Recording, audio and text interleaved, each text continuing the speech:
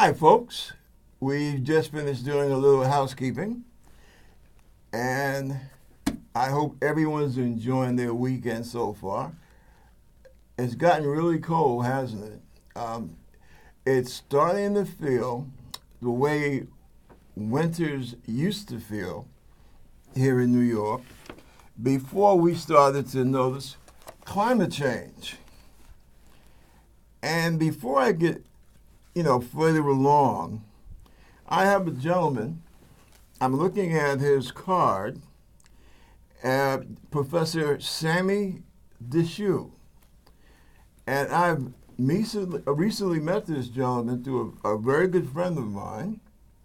Well, tell us a little bit about yourself. Well, thank you very much for having me on the show, Bob. My name is Sami. I'm originally from Ghana, which is in West Africa. I came to the United States many years ago as an international student, and I now call the U.S. my home. I teach right across the street from you, actually, at John Jay College of Criminal Justice. I teach African American history, environmental racism, basically courses that speak to the experiences of marginalized communities. Right. Well, tell the family out there what you're doing in particular. Right now, there's quite a bit of excitement in my life. I'm running as a candidate for the Public Advocate of New York City. Okay. I'm one of several candidates that's running for this position, and which is why I'm happy to be here to speak a bit about my platform and any other issues we're here to speak about. Now, this is very interesting because what I'm going to be speaking on this evening, because I say evening because right now it's about 6 o'clock, and on a Saturday, and we usually tape earlier. But due to circumstances beyond our control, we're doing it at this time of the afternoon. And I'll tell you what it's all about. This gentleman here, for some reason, causes the President of the United States not to be able to sleep at night. Now think about that for a minute. Young, clean-cut, articulate brother. Don't worry, I'm not trying to embarrass you there. But decent gentleman. He's a teacher, which means he imparts knowledge, running for public office. And you can tell by the man's accent, although he's not native born, he's an American. Now, why should Donald Trump and the people that support him, why should a gentleman like this give them such a feeling of fear, trepidation? And, I say this because we have so much going on. And here on my show, The Concern Forum, we are going to, as they say on the street, we're going to kick it. And, of course, I'm your host, Bob Gumbs, and you just had a few words from my guest here. Now, there's something else that I want to say. I'm trying to keep it light to a point, but I'm also trying to make all of us realize the serious situation that we're in. And I'm not really quite sure how else I can say it but to say it. For President of the United States, we have a man who is essentially trying to be a dictator. And that's what this whole business is about. That's what this government shutdown is about. Last night, it came on the news, and this is something that I long suspected, that Donald Trump is a Russian asset. which is essentially saying that he is an agent for Russia. Now, you can argue, did he start out to do that? Is he purposefully doing that? Or is he just too damn dumb to know better? It doesn't make any difference because, see, neither one of those three things I just called off changes the facts. We have a president of the United States that is an agent for, shall we say, an adversary nation. And we are making history, ladies and gentlemen, boys and girls, because this has never happened in our history. This has never happened in American history. And the focal point, believe it or not, is this wall that Donald Trump is trying to force upon the people of the United States. You know, we meet today at a very, very crucial time in our history. Very crucial, very unique. And you know, somebody's always saying, well, this is the biggest case we've had in our history, and this is the biggest incident that's ever happened, and blah, blah, blah. Well, this time there's no hyperbole here. This is real. We have never had an American president, a kept puppy dog of an adversarial nation. We have never had an American president that was the kept creature of any nation. So yeah, folks, this is the real one. This is it. I don't know if any you folks out there remember Sanford and Son, but you know, Fred Sanford, every time his son Lamont would try and do something, usually the correct thing to do, Fred was always trying to do the sneaky thing. And he would get caught, and then he would, you know, play it off by grabbing his chest and calling to his departed wife, "Oh, Elizabeth, I feel the big one coming on." Well, folks, this is the big one. It don't get no bigger than this. And while it's amusing to a point, it's, especially for us veterans, it's truly sad. It is truly sad. And one of the things that we have to keep in mind is that you have a core of people, his supporters. And I'm going to take another step forward across the line. Hillary said something that she caught a lot of static for. She said that Donald's supporters, I forgot exactly how she put it, a bunch of or a basket full of deplorables. Basket of deplorables, yes. There you go. Thank you, Professor. A basket full of deplorables. And she was right. She was right. Now, I know I hear people now throwing telephones up against walls and calling me an SOB and anything else they can think of. But you know what? Sometimes the best thing you can do is tell your fellow Americans the truth. And we have to come to the realization that some of our fellow Americans are not mistaken. It's not just a case of them being mistaken. They are just no damn good. And they are willing to sacrifice this nation on the altar of their bigotry. And again, I point back to this wall. There was no blasted emergency. Yes, you had people coming across the border. we acknowledge that.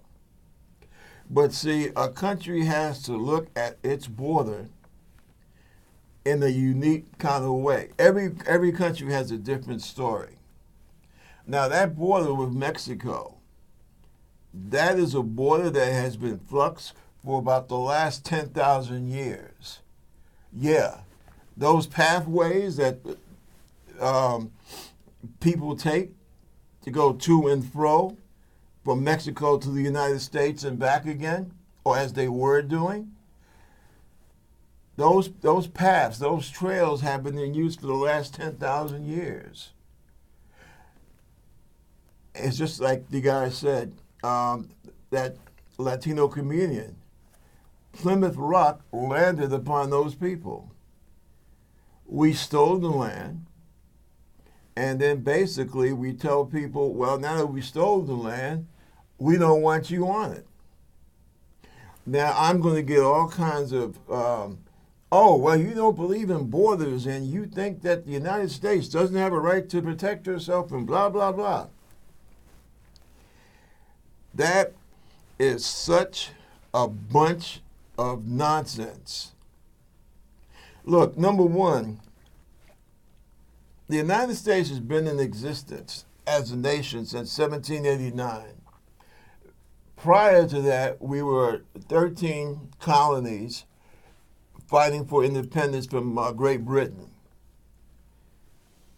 From the time we became an independent nation, up until the time Donald Trump got to the White House, the United States has never been worried about building a wall or a fortress between us and Mexico. Now, we have literally gone to war with Mexico on about, close to 4 different occasions. The last shooting war that we had with Mexico, what was that, 1915, 1916, shortly before we entered World War I. I believe that's where Douglas MacArthur won his first Medal of Honor. We launched an attack on, I believe it was Veracruz. So my question is this. If we weren't worried about putting up a damn wall when we were landing Marines in Veracruz, why the hell are we going to worry about putting up a wall now? In other words, we didn't put up a wall after Pancho Villa raided, the raid he pulled in New Mexico.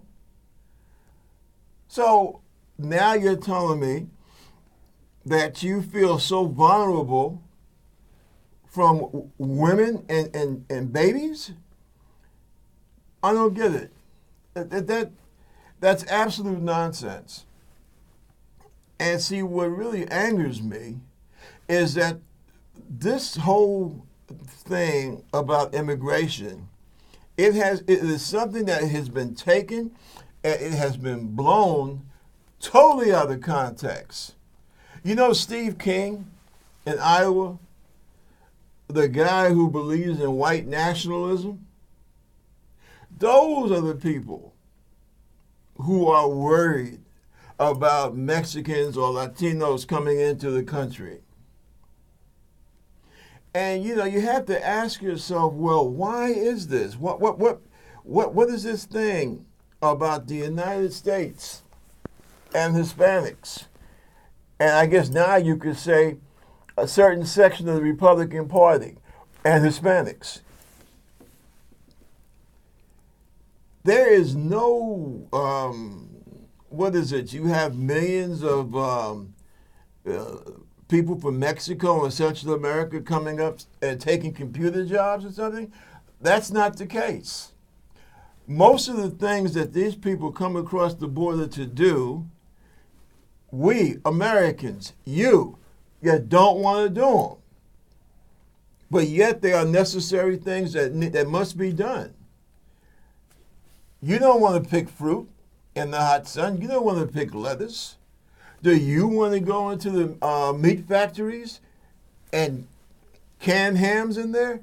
I did that type of work for a week, all right, at a point in my life. Believe me, Americans do not want to do that. Yet you persecute these people. And I'm just wondering, why is that? Why is it that the President of the United States makes these comments about shithole nations? I can say shithole. This is cable. And on my show, we can say shithole. So don't worry, folks. But why is that? Why is it everybody that comes from below the equator, it seems, it's like they're trash?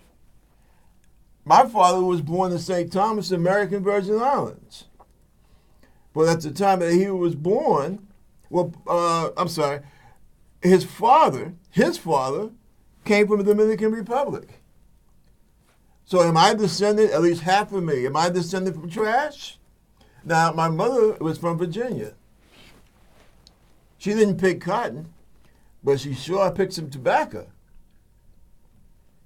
I wonder, does that make her trash? Or, as the racists say, mud people. Now, that sounds silly, right? But these are the people. What's his name? Richard Spence, I believe his name is. These people, like the ones that were marching in Charlottesville in 2017. Mm-hmm. This is their theology. This is their belief. And they have infected the Republican Party with this nonsense.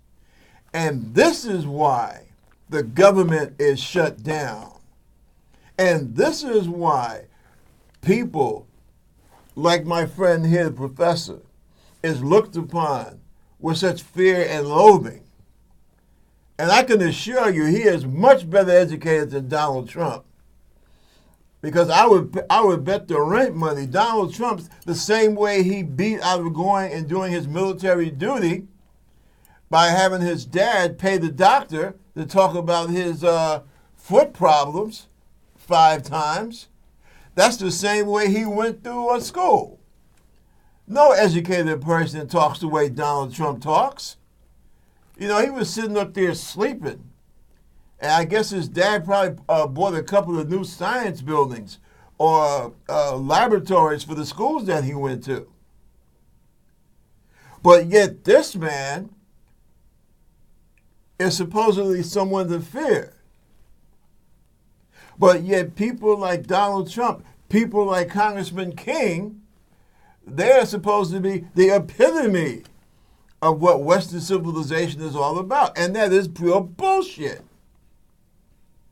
And if this country does not stop and get a hold of itself and start to realize that, listen, you might have your likes and dislikes, but we cannot be guided as a nation by our racist fears and nonsense. Most of the people that stay past their time in this country do not come from south of the border. They come from Canada. Now, my Canadian friends, please don't get upset with me. I love Canada. Believe me, you have a much better road to travel than we have here in the United States. You have nothing to be ashamed of. But yeah, the majority of the people that overstay their visas are Canadian. But you hear no hue and cry about that. And again, I ask, why is that? Well, come on. We're adults here. You know what it is as well as I do. It's about race. And as I'm sure the professor will tell you, as with any educated person, especially someone that's educated in the health sciences will tell you, there is no such thing as race. Race is a political, cultural concept. But the truth of the matter is, we are all human beings. we might be partial. A Jewish person might be partial to what is that, Tay-Zacs, if they're Eastern European. Certain parts of where I descended from, we had to worry about what is that, the disease? My wife had some relatives who had to deal with that. I'll think about it. Sickle cell? Sickle cell. We had to worry about sickle cell. That's because sickle cell originally, not only with black folks, but with people from Italy, Southern Europe. It warded off, it served as a protection against malaria. Correct. See? But other than that, we're all the same. Now, another problem that we have is that in Russia, you have people who are just as asinine as Steve Bannon, as that clown Miller that is in the White House with Trump, and people of that ilk. And by that, this whole white nationalist philosophy. That's why they have turned up the heat, unfortunately, with their anti-Semitism. Because, you know, that was a staple in Russia until the Bolshevik Revolution in 1916, 1917. And because of that, they were able to basically, I don't want to say get rid of, but that whole anti-Semitism, Aryan nationalist thing was able to be subdued. Unfortunately now, that they are supposedly no longer communist, you have a strong recurrence of the fundamentalist Orthodox Church. And I'm not trying to pick on the Russian Orthodox Church, but unfortunately history speaks for itself. That whole heavy Orthodox thing, it's rife with anti-Semitism. And now that you don't have communism there as a social control, you're going back to the way it was before communism, before 1916, when you had the pogroms and Jews were lynched, burned, their villages were burned. That's how you had such a huge increase of immigration because of the pogroms. And that guy, one of Trump's architects for this harsh immigration system that they're trying to impose upon America, his grandparents and great-grandparents, that's why they came here.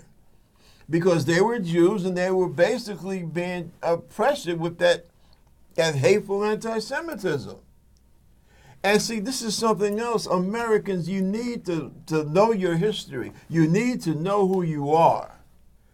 Because when you don't and you run off half-cocked talking about building a wall to protect you from what? Some of you out there who know me, you may already know this.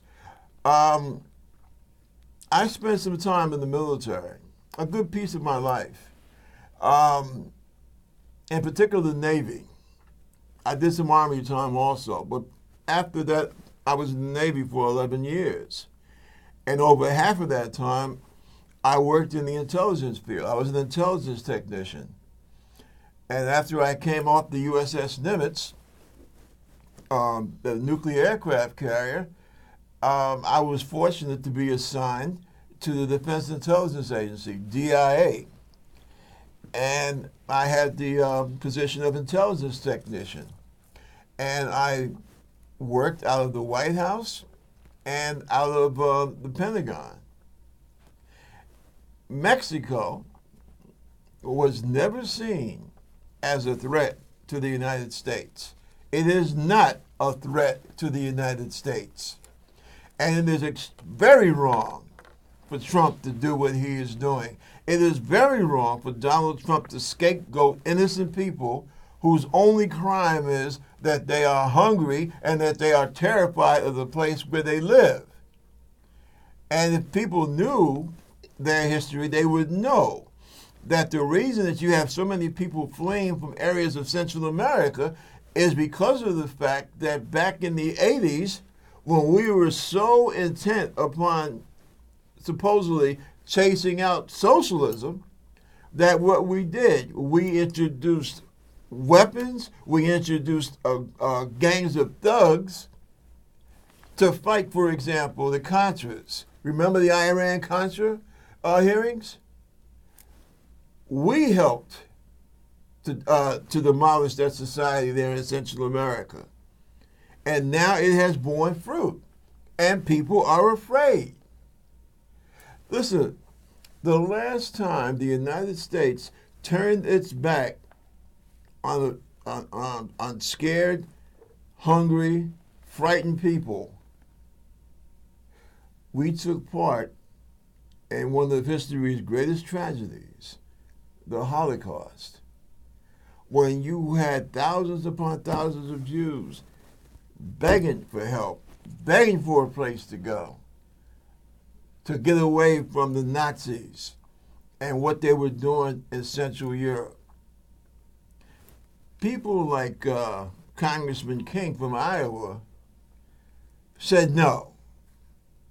They were in Congress back then. And when Jews came and begged for help, they said no, because we don't want to, something or other, the racial characteristics of the United States.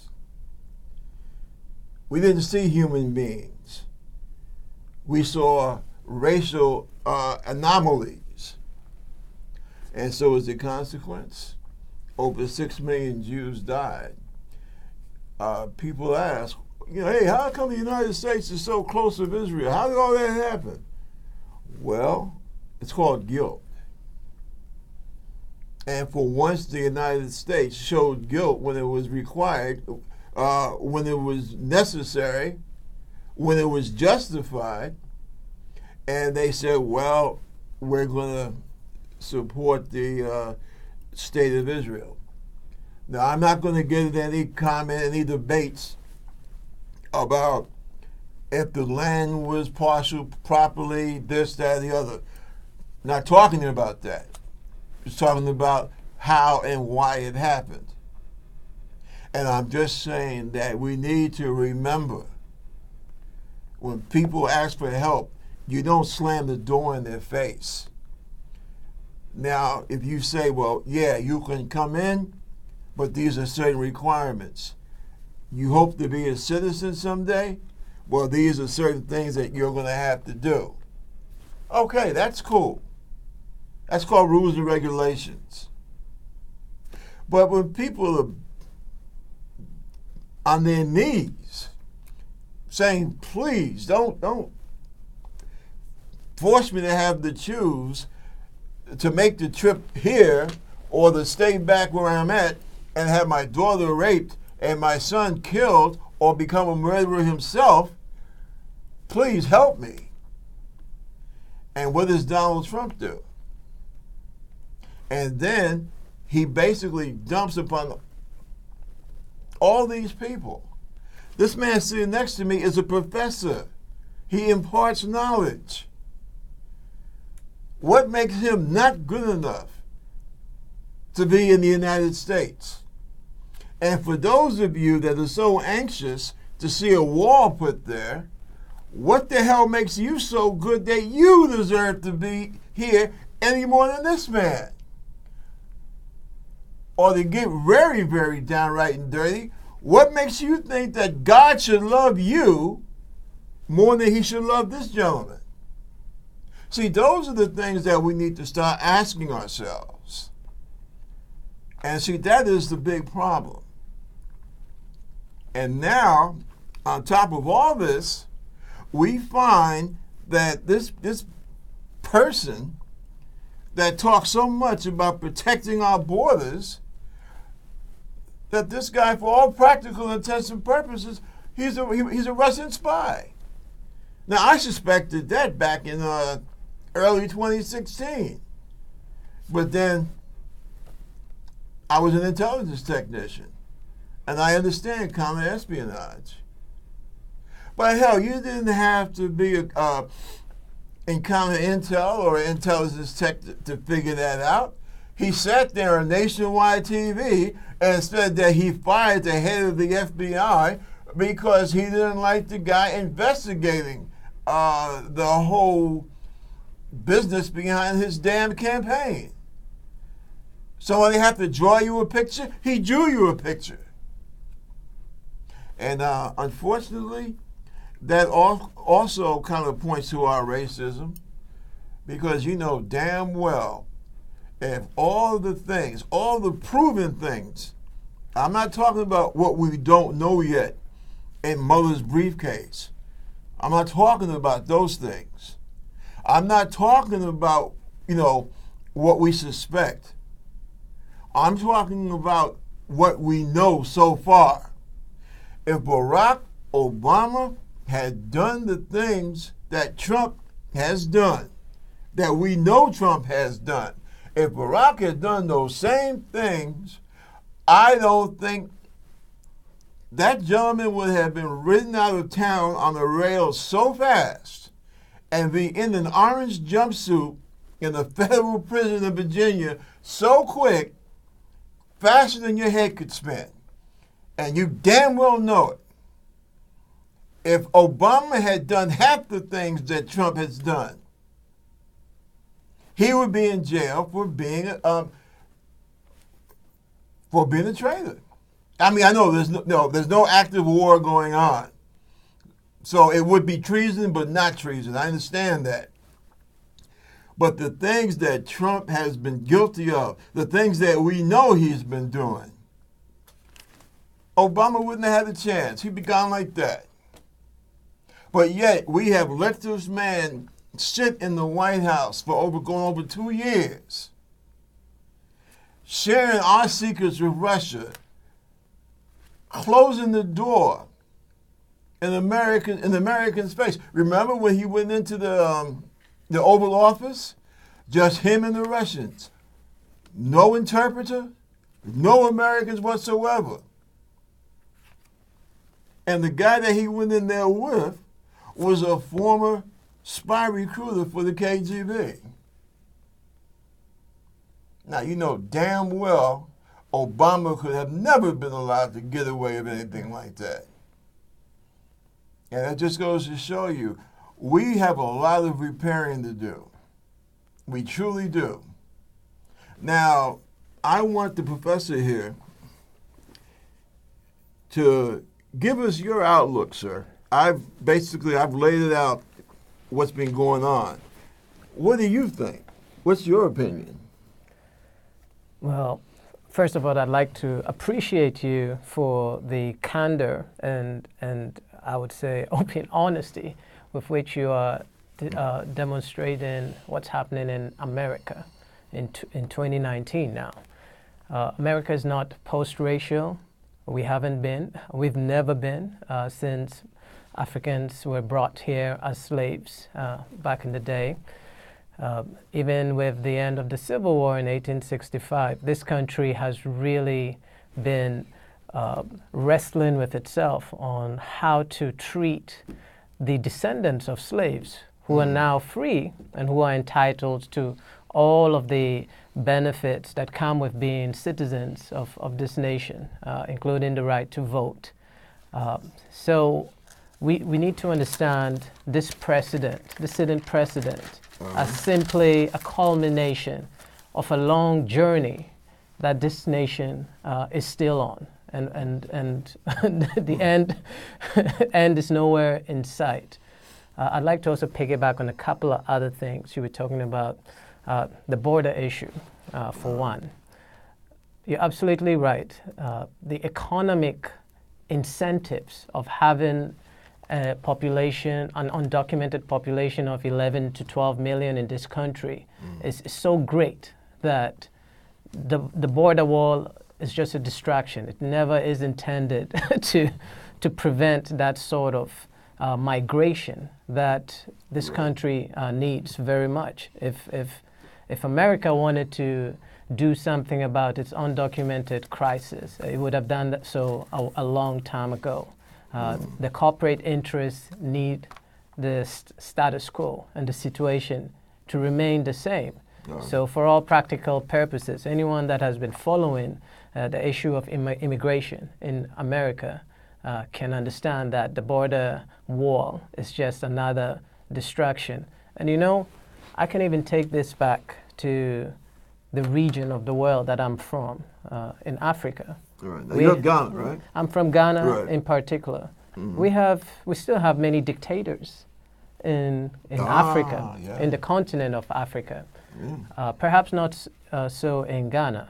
But if you take a look at the tactics that some of the worst dictators, for example, Ugandan President Yoweri Museveni, it's really usually around the time of elections that you would see Museveni coming up with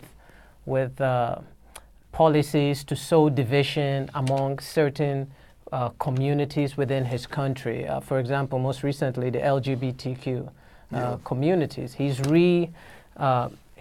bringing back this law to criminalize homosexuality to the point of death, and this is just supposed to be a distraction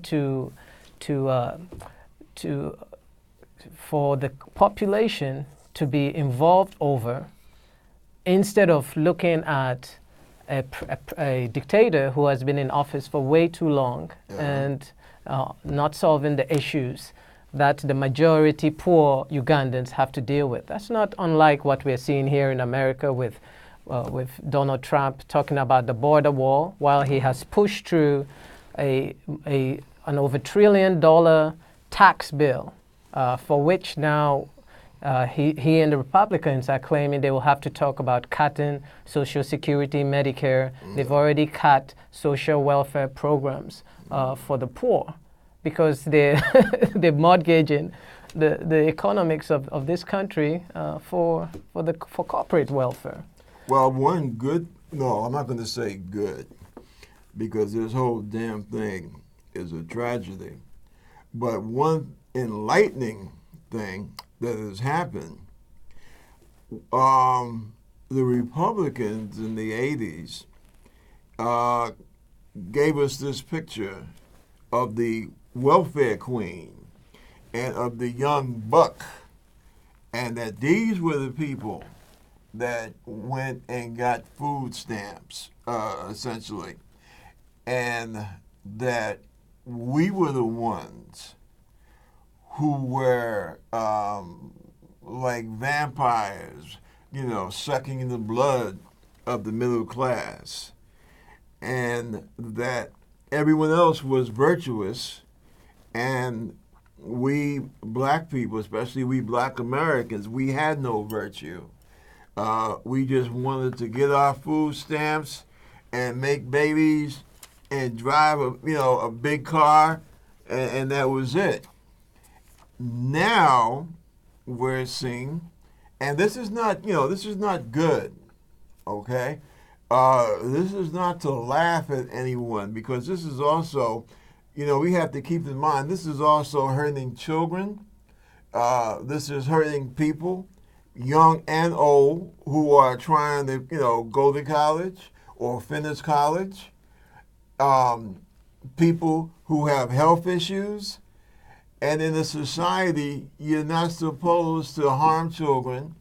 You're not supposed to be an impediment to people who are dealing with health issues. And you're not supposed to have impediments for people who are trying to bring knowledge and gain knowledge in the society. And see, that's why I say, I'm not saying what I'm getting ready to say because I'm trying to poke fun at anyone. I'm saying what I'm saying because we have to start talking not only truth to power, we have to start speaking truth to ourselves.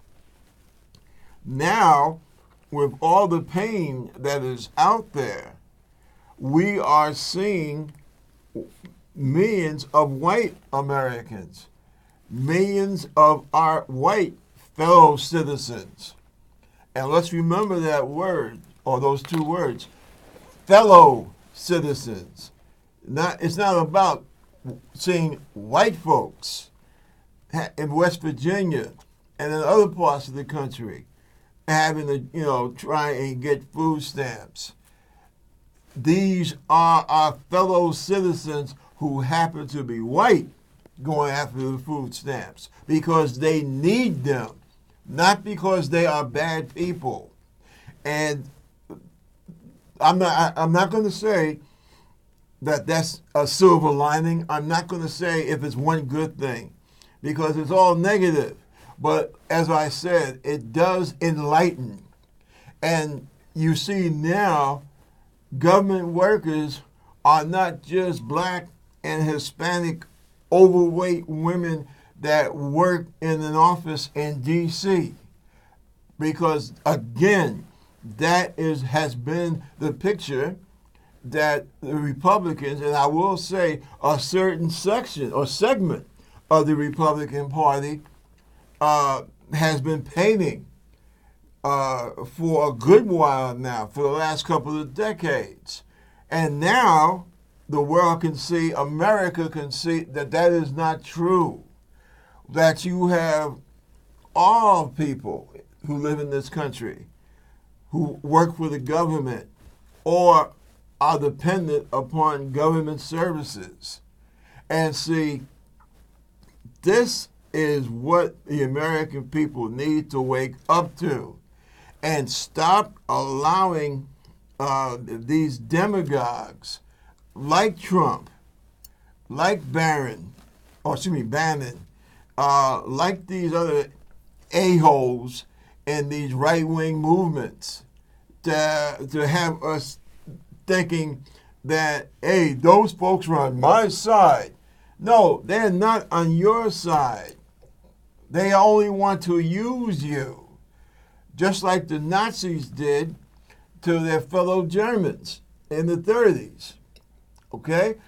They are using you. Because why in the hell does a working class person vote for people who are against your basic interest? I will never know. I am a simple man, but I am not simple-minded. And I'm not saying this to hurt. I'm saying this to enlighten. But when you cut your own throat, you have to look in the mirror and hold yourself a bit responsible. One of the things that Trump has been doing, and he did it quite a bit when he was running for office, he was talking out there in the middle of America, talking about, yeah, well, they took these corporations, they took your jobs and took them overseas and blah, blah, blah. Well, one reason they do it is because they're getting a tax break. Yeah, in other words, they were getting paid to take your job and ship it overseas. Well, let me ask you something. Why the hell did you vote for people who voted for those kind of bills to become law? And then you're going to turn around and you're going to blame this poor innocent person coming across, who came across the border to maybe pick some lettuce or work in the yard, do some yard work or whatever, and blame that person because you don't have a job. No. You don't have a job because you voted for the son of a bitch that said, hey, I'm getting paid by the lobbyists for this corporation to vote for a bill so that this guy who the lobbyist represents will make money through the tax laws. So who the hell's fault is that? Abortion? Yeah, I said it. Abortion? Hey, man, that's a heavy subject. I was married. My wife passed away. So I understand the whole, family thing. Basically, I started. I had I had 3 children. So I hear you. But you know something? I have never been, nor more than likely, I sincerely doubt if I'll ever become pregnant. And one of the big problems that I see in this country with our politics is that you have a bunch, and I'm not going to get about old white men. No, they happen to be men, okay? Usually older cats, basically legislating what happens with a woman's vagina. And I tell you, and her ovaries and what have you. And I will tell you something. I have a real problem with that. And I was raised Roman Catholic. Went to altar boy school, the whole bit, right? I even thought about becoming a priest. But I think it's wrong the way that we allow politicians to take abortion and play with it like a political toy, because that also plays a part in this mix. Because what happens is you have these people, especially like out in Iowa, Nebraska, Kansas, you have these idiots that their whole voting record is diametrically opposed to everything that you need to live, thrive, and survive. But then somebody will throw out that magic word, and he's against abortion. He is pro-life. And you forget, poof, your common sense just it flies out of your head like air out of a deflated balloon. And you're forgetting how this guy passed the bill that basically sent you a job overseas and made money for the guy that did it. You're forgetting all of that. You're forgetting that this guy is talking about ending Social Security. You're forgetting all of that. You're forgetting that this guy stood by and let the president send your son, your daughter, your wife, okay, to a never-ending war in the Middle East. You're forgetting all of that because you heard that magic word, abortion. And I think that that's another part of the problem, because that's something that, my personal opinion, that's something that needs to be worked out between a woman, her significant other, and her doctor. And if she wants to talk to her priest, minister, imam, rabbi, etc., that's cool also. But I don't believe that as a society we have a right to force women to carry the term. I just don't believe that, because I know damn well I wouldn't want anyone to do that to my daughter. And yes, I have a grandson, and I'm very happy that I have a grandson. But that was my daughter's choice. I didn't have to carry that basketball for 9 months. She chose to do that, and I'm proud of her. But that's up to her. And see, that's what we have to start doing. I think we need to start taking a more Thomas Jefferson look at this thing called religion. I say Thomas Jefferson because Thomas Jefferson was the one that created the wall between church and state. And I think that that wall being interfered with is another reason why snakes like Trump are able to make it in the American political system. Now, God willing, we'll probably eventually get rid of Trump. We'll get him out of the White House. Either he'll be impeached or he'll just decide not to run, or he'll get his butt whipped in the next election. But what happens after him? See, we're going to have a whole lot of damage to clean up. And we need to start thinking, basically, what we want our society to be. And I don't see enough of that going on right now. You have a young lady, Cortez, not too far from where I'm from. Excuse me, from where I live now.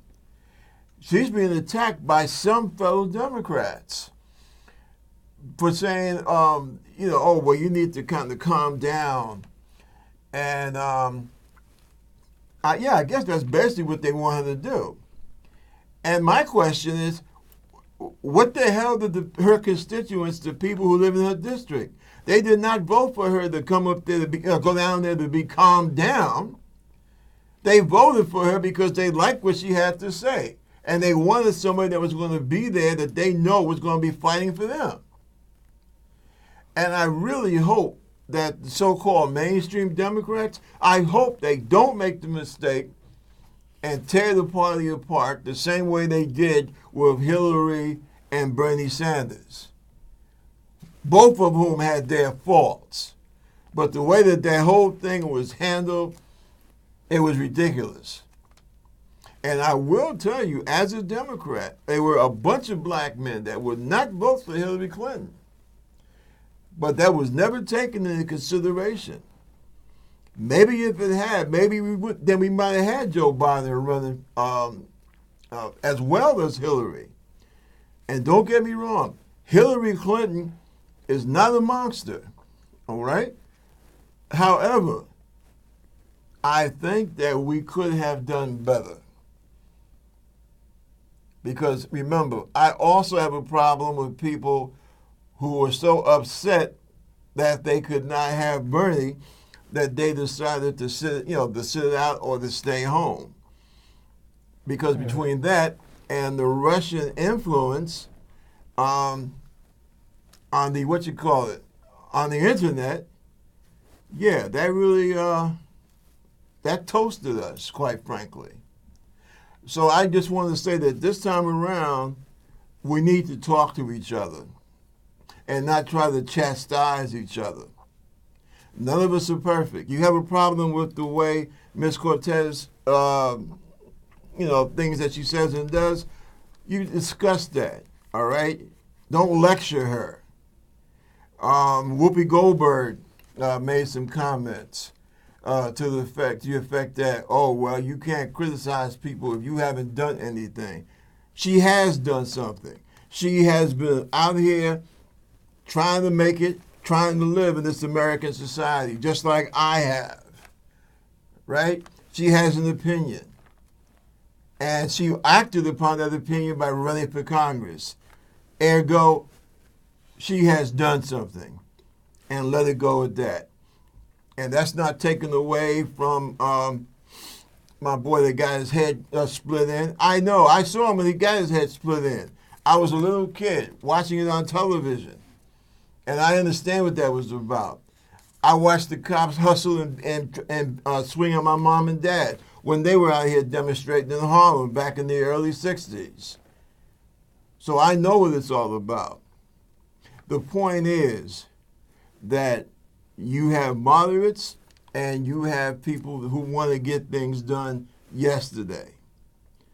And what we have to do as Democrats, we have to put our heads together and we have to talk to each other. And like I said, talk to and with each other, not talk at each other, okay? If I may, I'd like to harp on this issue within the Democratic Party as well. I think it's for everybody to see that the reason why even Trump got elected in the first place is because the Democratic Party has not been doing a good job of representing the needs of the people it claims as its base. Marginalized communities, immigrants, perhaps poor working class Americans, whites as well. Right. And that's really what we've seen. There's been a gradual disinterest on the part of Americans in participating in politics and civic education and keeping their elected officials to account, because they don't see much difference whether you have a Democrat or a Republican running this country. Of course, Trump has sort of changed that, in that we now know the extent to which things can go bad if we don't participate in the process. But historically, immigrants, a good portion of which voted for Trump, have not really seen the benefits or a marked difference in the impact on their lives from having Democrats controlling Congress or running the country. So that's really also a part of the problem. 2020 is just around the corner, and it's clear to some of us that have been observers in politics that the Democratic Party is still has its head up in the sand like an ostrich. We very much may end up re-electing Donald Trump just because the Democratic Party hasn't given an effective alternative other than we are not Trump. You know? You know something? What you say frightens me. I tell people that I have been, these last 2.5 years, I have been more frightened, or I have been almost as frightened, almost as much as when I was on sea duty in the Middle East, or when I was in the Navy. And I tell people the reason I feel like that is because I am so afraid of what people in this country might not do. In other words, re-elect Trump, okay? If Donald Trump is re-elected, this country is through.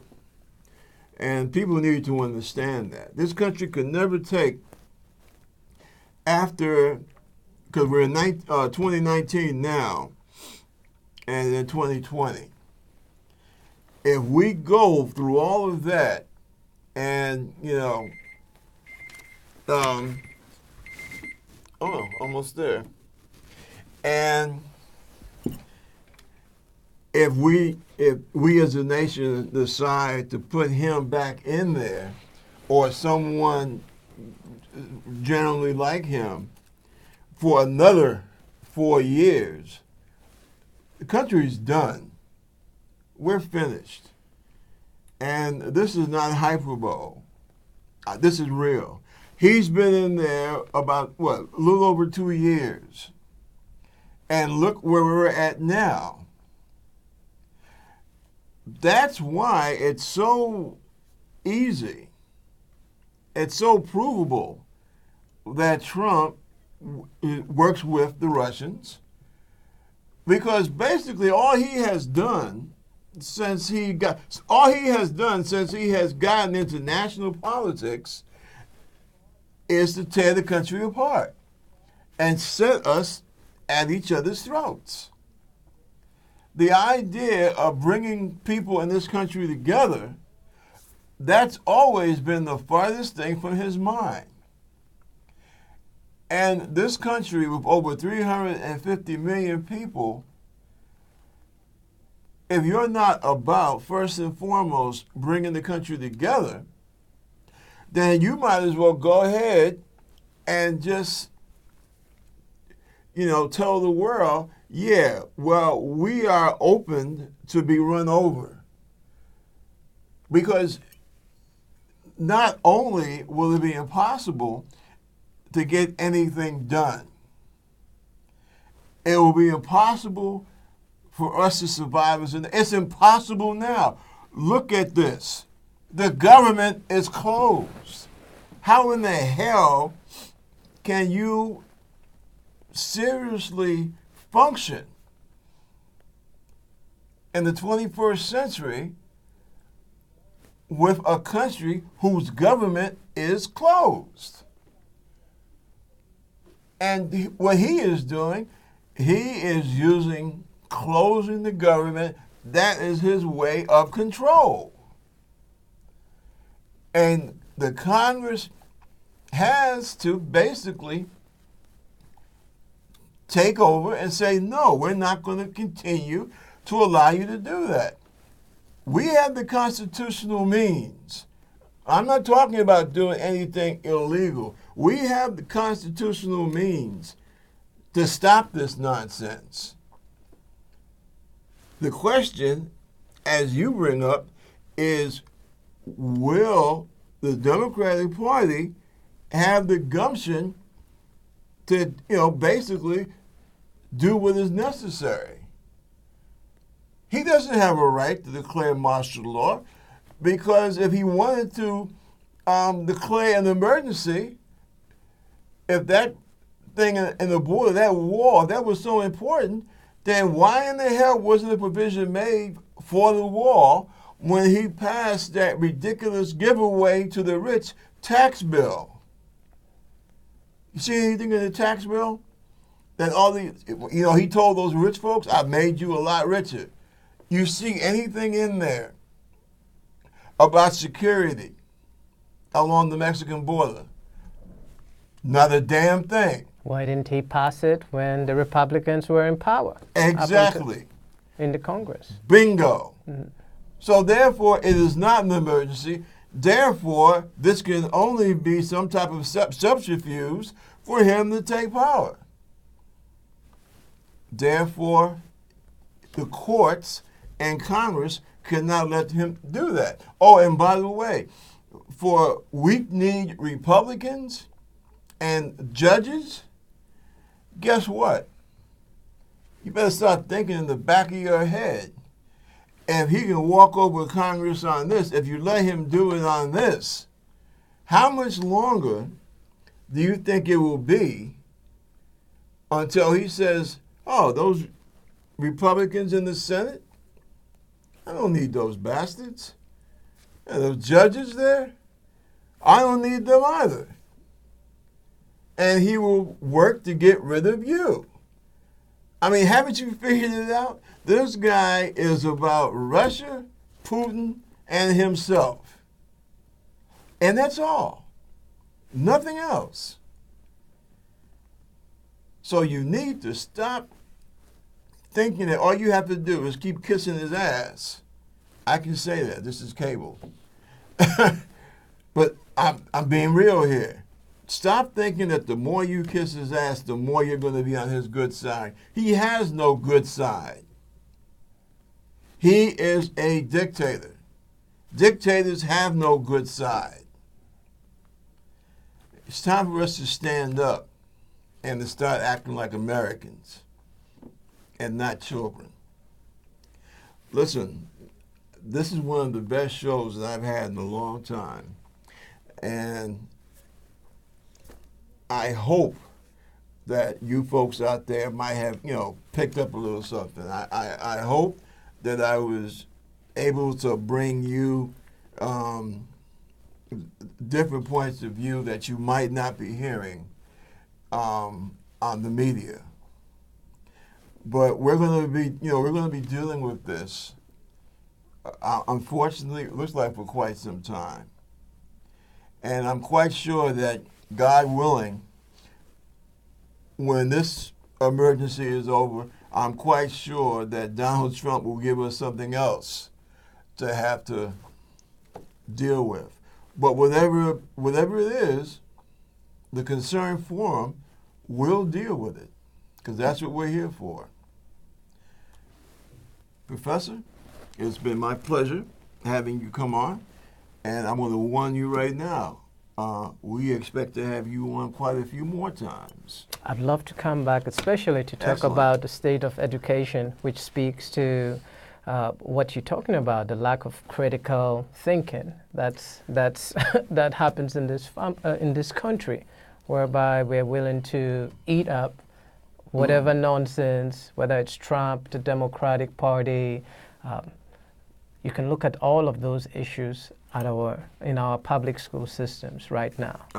You know. Before we go, I did not bring this in our conversation, but you said something that clicked here. Let me tell you how I feel about a particular thing. And when you talk about education,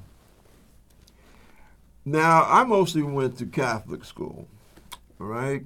From the third grade all the way up to my junior year in high school. And then I just said to hell with everything and everybody.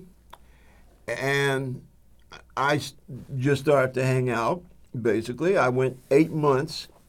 I went from LaSalle Academy. And then after 3 years of LaSalle, or almost 3 years of LaSalle, I started going to Seward Park High School. And basically, as the kids say, I was just chilling. And I decided to go into the military the first time. And upon my 17th birthday, I decided that this is what I wanted to do, and I went in the service. And then after I came out, because when I was 19, I was a veteran already, and I started going to City University. So I have a kind of a different aspect in terms of looking at education. I see this thing, charter schools. And some of the things that they do in charter schools, I think, are good. I don't believe that charter schools were ever meant to take the place of public education.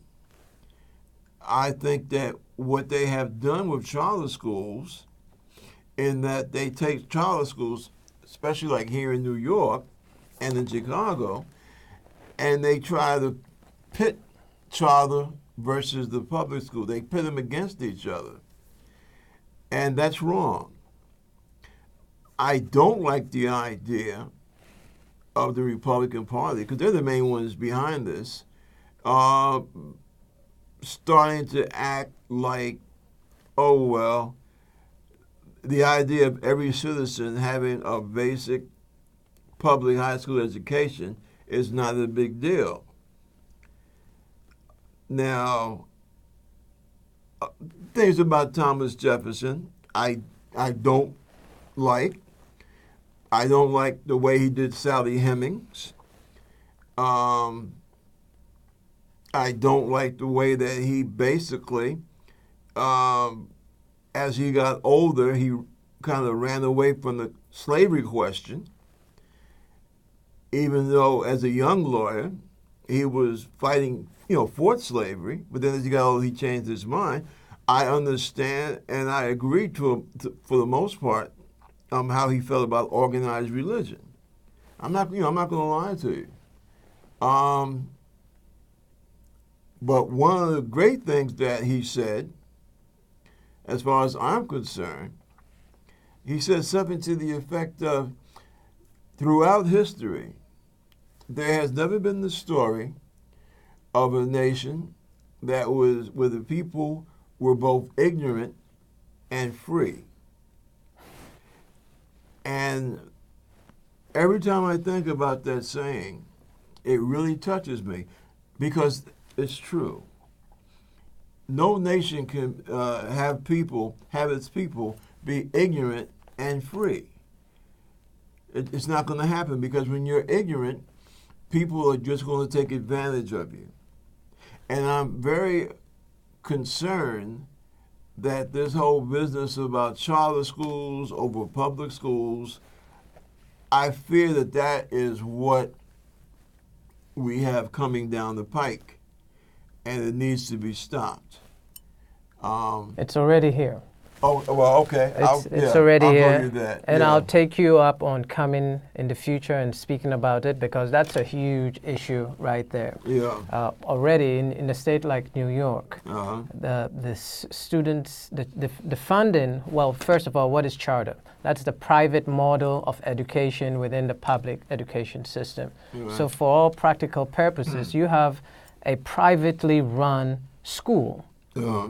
that is still quasi under the purview of the Department of Education, but not completely as you would have a public education system. And in a basic sense, the funding per student is pulling away from the overall pot of education for the public educational system, which already has seen decades of disinvestment. So you're right, the charter school system cannot replace a public educational system which educates 90+% of students in New York State.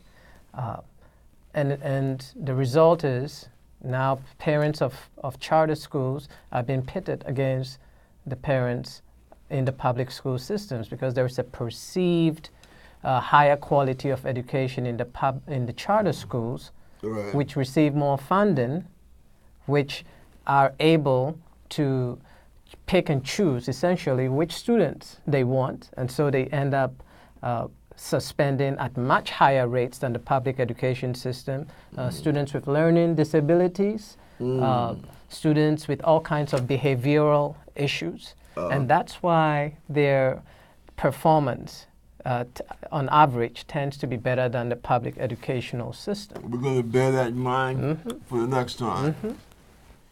See, this is what we do at the Concerned Forum. And I want you to be a part of this, folks.